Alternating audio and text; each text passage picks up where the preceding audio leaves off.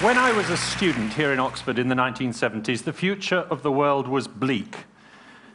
The population explosion was unstoppable, global famine was inevitable, a cancer epidemic caused by chemicals in the environment was going to shorten our lives, the acid rain was falling on the forests, the desert was advancing by a mile or two a year, the oil was running out, and a nuclear winter would finish us off. None of those things happened. And astonishingly, if you look at what actually happened, in my lifetime, the average per capita income of the average person on the planet, in real terms, adjusted for inflation, has trebled. Lifespan is up by 30% in my lifetime. Child mortality is down by 2/3. Per capita food production is up by 1/3. And all this at a time when the population has doubled. How did we achieve that? Whether you think it's a good thing or not, how did we achieve that? How did we become the only species that becomes more prosperous as it becomes more populous? The size of the blob in this graph represents the size of the population, and the level of the graph represents GDP per capita. I think to answer that question, you need to understand how human beings bring together their brains and enable their ideas to combine and recombine, to meet and indeed to mate. In other words, you need to understand how ideas have sex. I want you to imagine how we got from making objects like this to making objects like this. These are both real objects. One is an Ashwalian hand axe from 500,000 years ago of the kind made by Homo erectus. The other is obviously a computer mouse. They're both exactly the same size and shape, to an uncanny degree. I've tried to work out which is bigger, and they're not. And it's almost impossible. And that's because they're both designed to fit the human hand. They're both technologies. In the end, their similarity is not that interesting. It just tells you they were both designed to fit the human hand. The differences are what interest me, because the one on the left was made to a pretty unvarying design for about 1 million years, from 1.5 million years ago to 500,000 years ago. Homo erectus made the same tool for 30,000 generations. Of course, there were a few changes, but tools changed slower than skeletons in those days. There was no progress, no innovation. It's an extraordinary phenomenon, but it's true, whereas the object on the right is obsolete after 5 years. And there's another difference, too, which is the object on the left is made from one substance. The object on the right is made from a confection of different substances, from silicon and metal and plastic and so on. And more than that, it's a confection of different ideas. The idea of plastic, the idea of a laser, the idea of transistors. They've all been combined together in this technology. And it's this combination, this cumulative technology that intrigues me, because I think it's the secret to understanding what's happening in the world. My body's an accumulation of ideas, too. The idea of skin cells, the idea of brain cells, the idea of liver cells, they've come together. How does evolution do cumulative combinatorial things? Well, it uses sexual reproduction. In an asexual species, if you get 2 different mutations in different creatures, a green one and a red one, then one has to be better than the other, one goes extinct for the other to survive. But if you have a sexual species, then it's possible for an individual to inherit both mutations from different lineages. So what sex does is it enables the individual to draw upon the genetic innovations of the whole species. It's not confined to its own lineage. What's the process that's having the same effect in cultural evolution as sex is having in biological evolution? And I think the answer is exchange. The habit of exchanging one thing for another. It's a unique human feature.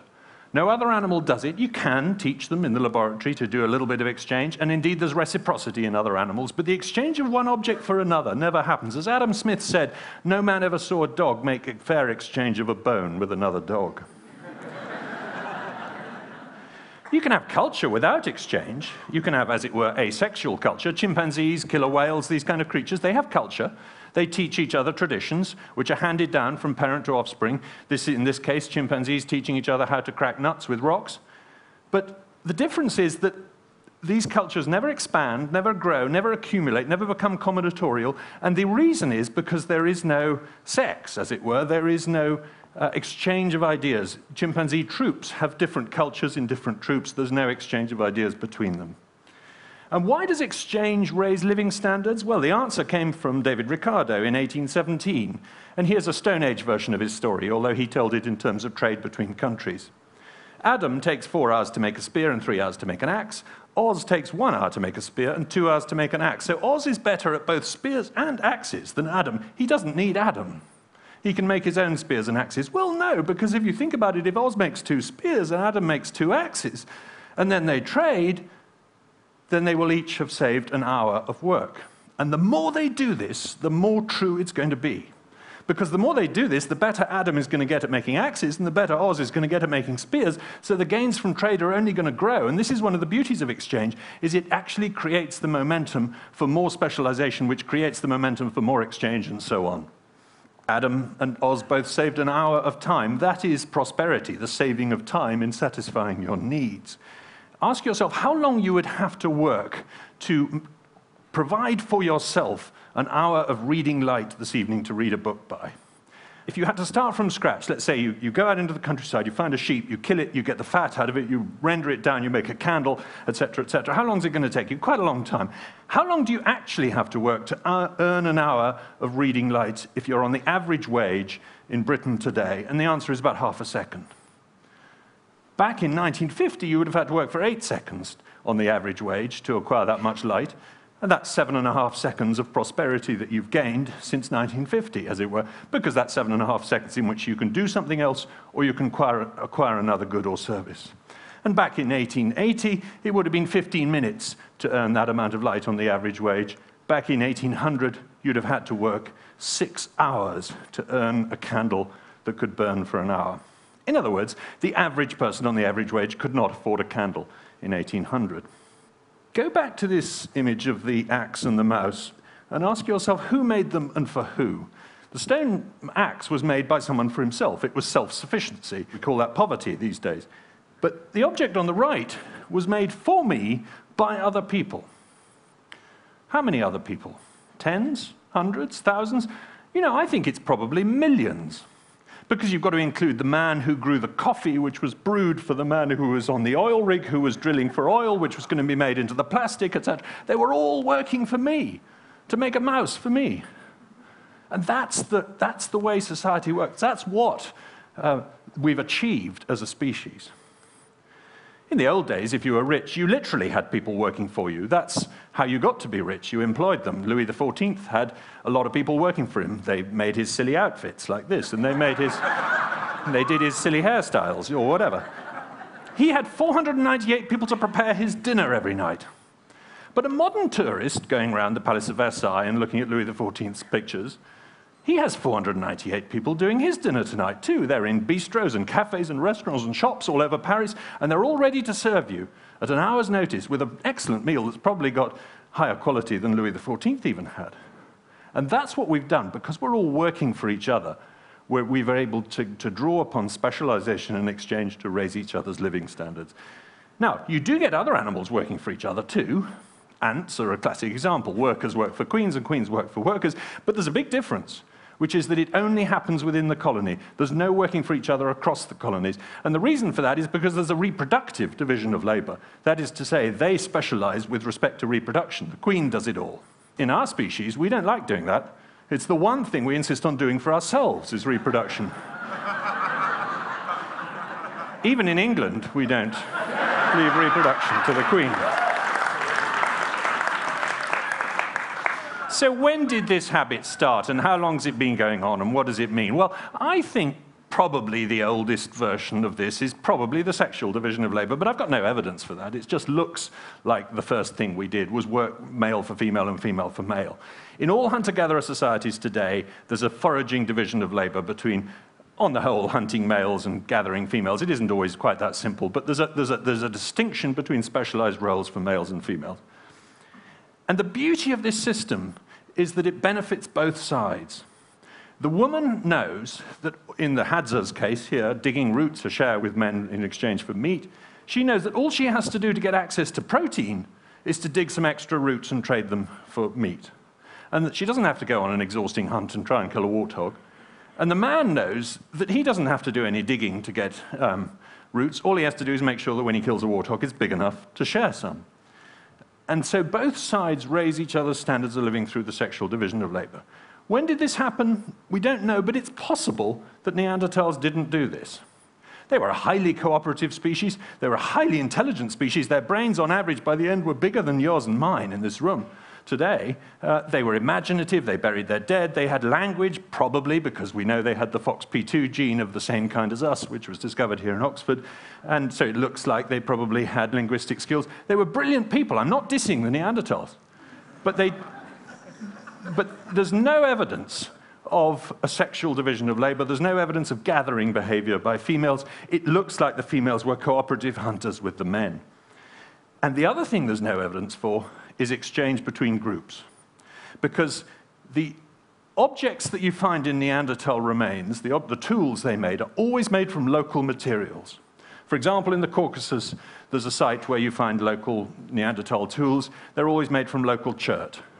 In the same valley, there are modern human remains from about the same date, 30,000 years ago. And some of those are from local chert, but many of them are made from obsidian from a long way away. And when human beings began moving objects around like this, it was evidence that they were exchanging between groups. Trade is 10 times as old as farming. People forget that. People think of trade as a modern thing. Exchange between groups has been going on for 100,000 years. And the earliest evidence for it crops up somewhere between 80 and 120,000 years ago in Africa, when you see obsidian and jasper and other things moving long distances in Ethiopia. You also see these seashells, as discovered by a team here in Oxford, moving 125 miles inland from the Mediterranean in Algeria. And that's evidence that people have started exchanging between groups, and that will have led to specialization. How do you know that long-distance movement means trade rather than migration? Well, you look at modern hunter-gatherers like Aboriginals who quarried stone axes at a place called Mount Isa, which was a quarry owned by the Kalkadoon tribe. They traded them with their neighbors for things like stingray barbs, and the consequence was that stone axes ended up over a large part of Australia. So long-distance movements of tools is a sign of trade, not migration. What happens when you cut people off from exchange, from the ability to exchange and specialize? And the answer is that not only do you slow down technological progress, you can actually throw it into reverse. An example is Tasmania. When the sea level rose and Tasmania became an island 10,000 years ago, the people on it not only experienced slower progress than people on the mainland, they actually experienced regress. They gave up the ability to make stone tools and fishing equipment and clothing because the population of about 4,000 people was simply not large enough to maintain the specialized skills necessary to keep the technology they had. It's as if the people in this room were plonked on a desert island. How many of the things in our pockets could we continue to make after 10,000 years? It didn't happen in Tierra del Fuego. Similar island, similar people. The reason? Because Tierra del Fuego is separated from South America by a much narrower strait, and there was trading contact across that strait throughout 10,000 years. The Tasmanians were isolated. Go back to this image again and ask yourself not only who made it and for who, but who knew how to make it. In the case of the stone axe, the man who made it knew how to make it. But who knows how to make a computer mouse? Nobody. Literally nobody. There is nobody on the planet who knows how to make a computer mouse. I mean this quite seriously. The president of the computer mouse company doesn't know. He just knows how to run a company. The person on the assembly line doesn't know because he doesn't know how to drill an oil well to get oil out to make plastic, and so on. We all know little bits, but none of us knows the whole. I am, of course, quoting from a famous essay by Leonard Read, the economist in the 1950s, called I, Pencil, in which he wrote about how a pencil came to be made and how nobody knows even how to make a pencil, because the people who assemble it don't know how to mine graphite, and they don't know how to fell trees and that kind of thing. And what we've done in human society through exchange and specialization is we've created the ability to do things that we don't even understand. It's not the same with language. With language, we have to transfer ideas that we understand with each other. But with technology, we can actually do things that are beyond our capabilities. We've gone beyond the capacity of the human mind to an extraordinary degree. And by the way, That's one of the reasons that I'm not interested in the debate about IQ, about whether some groups have higher IQ than other groups. It's completely irrelevant. What's relevant to a society is how well people are communicating their ideas and how well they're cooperating, not how clever the individuals are. So we've created something called the collective brain. We're just the nodes in the network. We're the neurons in this brain. It's the interchange of ideas, the meeting and mating of ideas between them, that is causing technological progress, incrementally, bit by bit, however bad things happen. And in the future, as we go forward, we will, of course, experience terrible things. There will be wars, there will be depressions, there will be natural disasters. Awful things will happen in this century, I'm absolutely sure. But I'm also sure that because of the connections people are making and the ability of ideas to meet and to mate as never before, I'm also sure that technology will advance and therefore living standards will advance. Because through the cloud, through crowdsourcing, through the bottom-up world that we've created, where not just the elites, but everybody is able to have their ideas and make them meet and mate, we are surely accelerating the rate of innovation. Thank you.